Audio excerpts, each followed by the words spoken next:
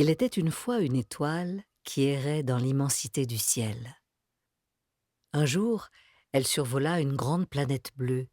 Cette planète était si belle que l'étoile s'en approcha pour l'observer plus à l'aise. Tout ce qu'elle y vit lui parut le comble du merveilleux.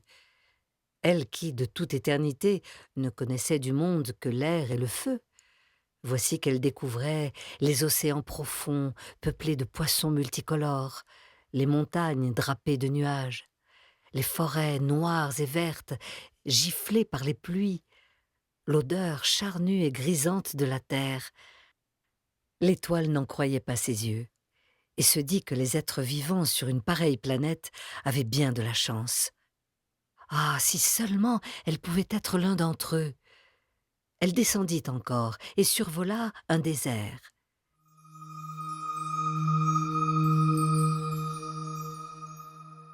C'était une étendue de sable blond sculptée par les vents. Au milieu du désert se dressait une oasis nourrie par une source d'eau chaude, et dans cette oasis se tenait un jardinier qui, en pleine nuit, cueillait des dattes au sommet d'un palmier.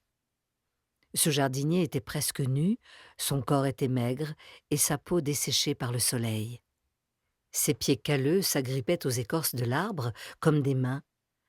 Armé d'une machette, il tranchait les tiges lourdes de fruits mûrs et les jetait par brassées à terre. C'était une occupation simple, presque banale, très monotone et assez fatigante, mais qui, aux yeux de l'étoile, correspondait très exactement à l'idée du bonheur et de l'épanouissement.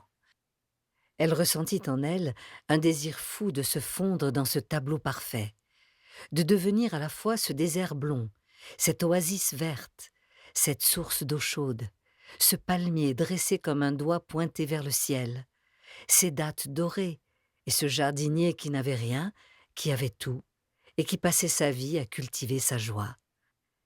Elle aurait tant voulu être là, en bas, les pieds accrochés à un arbre et les mains pleines de fruits sucrés, au lieu de toujours voler sans but dans les espaces infinis du cosmos.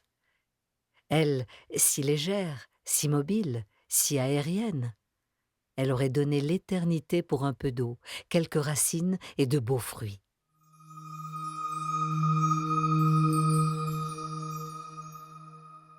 Mais l'air qui entoure la planète bleue est trop lourd pour soutenir les étoiles. L'imprudente frôla la terre de si près que sa robe d'argent s'enflamma et dessina dans le ciel une brève et éclatante traînée d'or. Juste avant de mourir, l'étoile eut le temps de formuler une prière. « Je voudrais retrouver un jour ce jardin en plein désert, monter au sommet de cet arbre et en cueillir les fruits. » Juste à cet instant, le jardinier, occupé à cueillir ses dattes, leva le nez au ciel et sourit.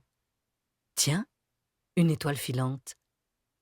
Il voulut formuler un vœu, comme le réclamait la tradition, mais il eut beau chercher, il ne sut pas quoi demander. Son vœu était si bien caché tout au fond de son cœur qu'il l'avait oublié.